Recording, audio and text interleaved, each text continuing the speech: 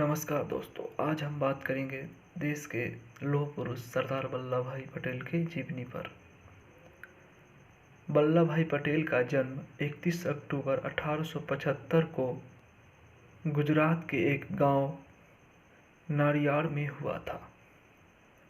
उनके पिता झावेर भाई एक किसान थे। प्रारंभिक शिक्षा करमसाद में हुई थी। 1896 में उन्होंने हाई स्कूल की परीक्षा उत्तीर्ण की थी।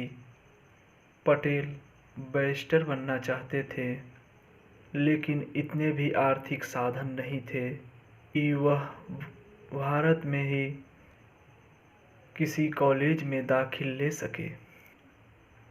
उन दिनों कोई उम्मीदवार अपना निजी तौर पर भी अध्ययन कर सकता था और कानून की परीक्षा में बैठ सकता था। सरदार पटेल अपने जान पहचान के एक वकील से किताब ले लेते थे और घर पर ही पढ़ाई करते थे। कभी कभी वह कोर्ट भी जाया करते थे और ध्यानपूर्वक वकीलों की बहस सुनते थे। वल्लभ भाई ने बहुत अच्छे अंकों से कानून की परीक्षा पास कर ली और प्रैक्टिस गोधरा कोर्ट में शुरू कर दी। जल्द ही उनकी वकालत फलने फूलने लगी। उनका विवाह झावेरवा से हुआ। उनके यहाँ एक बेटी मणिबेन और एक बेटा का जन्म हुआ। पटेल की पत्नी की मृत्यु हो गई जब उनकी उम्र सिर्फ 33 साल की थी। उनकी दोबारा शादी करने की कोई इच्छा नहीं थी। पटेल इंग्लैंड चले गए। उन्होंने बहुत लगन के साथ पढ़ाई की और बैरिस्टर एट लॉ के इम्तिहान में प्रथम स्थान प्राप्त की। 1913 में सरदार पटेल वापस भारत लौट आए और अहमदाबाद में अपनी प्रैक्टिस शुरू कर दी। वह जल्द ही प्रसिद्ध हो गए। 1917 में अपने मित्रों से प्रेरित होकर पटेल ने चुनाव लड़ा और जीतकर अहमदाबाद के सफाई कमिश्नर बन गए। सरदार पटेल चंपारण सत्याग्रह में गांधी जी की सफलता से बहुत प्रभावित हुए। 1918 में गुजरात के खेरा में सूखा पड़ गया।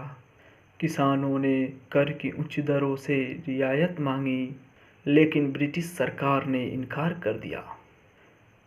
गांधी जी ने किसानों की समस्या को उठाया, लेकिन वह खेरा में अपनी नहीं दे पाए।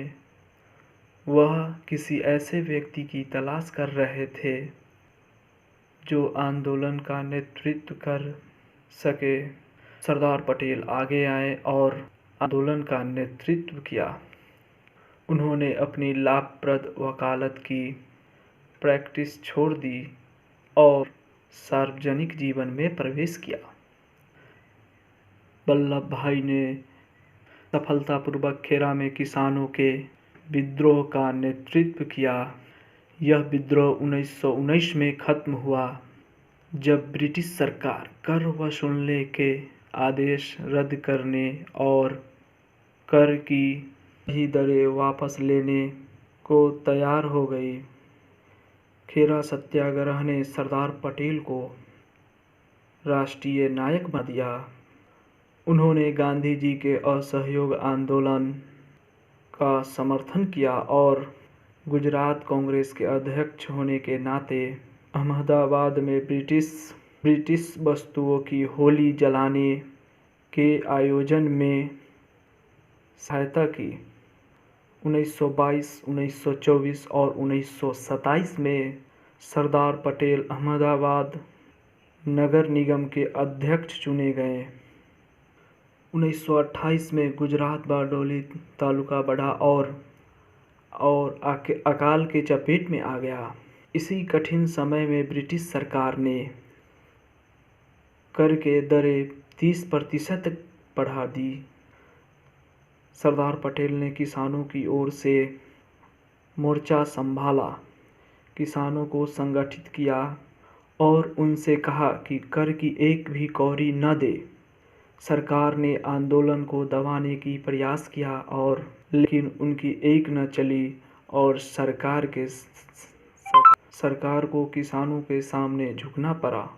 पटेल को उनके साथी सरदार के नाम से संबोधित करने लगे। वह कांग्रेस के 1931 में कराची में होने वाले अधिवेशन के अध्यक्ष चुने गए। लंदन में गोलमेज सम्मेलन की असफलता के बाद 1932 में गांधी और पटेल को गिरफ्तार कर लिया गया। यरवा के केंद्रीय जेल में बंद कर दिया गया। इस कारावास के दौरान सरदार पटेल और महात्मा गांधी एक दूसरे के करीब आ गए। जुलाई 1934 को सरदार पटेल को छोड़ दिया गया। अगस्त 1942 कांग्रेस ने भारत छोड़ो आंदोलन की शुरुआत किया। सरकार ने कांग्रेस के सभी बड़े नेताओं को गिरफ्तार कर लिया, जिनमें सरदार पटेल भी थे। सभी नेताओं को 3 साल बाद छोड़ा गया। 15 अगस्त 1947 को स्वतंत्रता प्राप्ति के बाद पंडित जवाहरलाल नेहरू स्वतंत्र भारत के पहले प्रधानमंत्री बने और सरदार पटेल उप प्रधानमंत्री बने। वह गृह मामलों, सूचना और प्रसारण और राज्यों के मंत्रालय के प्रभारी थे। उस समय भारत में राज्य परिवारों द्वारा शासित 565 राज्य थे। इन पर शासन करने वाले राजा महाराजाओं और नवाब समझदार थे, लेकिन अधिकतर संपत्ति और सत्ता के नशे में चूर थे। वे सपने देख रहे थे। अंग्रेज के भारत छोड़ने के बाद स्वतंत्र शासन की योजना बनाने लगे। सरदार पटेल ने भारतीय नरेशों से कहा कि वह अपने देश की स्वतंत्रता में शामिल हो और एक उत्तरदायी शासक की तरह कार्य करे। उन्होंने 565 राज्यों के शासकों को समझाया कि भारतीय गणराज्य से स्वतंत्रता असंभव है। अत्यंत बुद्धिमानी और राजनीतिक दूरदर्शिता के साथ उन्होंने उन राज्यों को मिलाया। उन्होंने हैदराबाद के निजाम और जूनागढ़ के नवाब के विवादास्पद मामलों के विषय को भी निपटाया, जो शुरू में भारत में शामिल नहीं होना चाहते थे। देश की एकता के लिए किए जा रहे सरदार पटेल के अथक कार्य को सफलता मिली। इस कार्य के उपलब्धि के बाद सरदार पटेल को लौह पुरुष की उपाधि मिली। 15 दिसंबर 1950 को सरदार पटेल की मृत्यु हो गई और उन्हें 1991 में भारत रत्न दिया गया।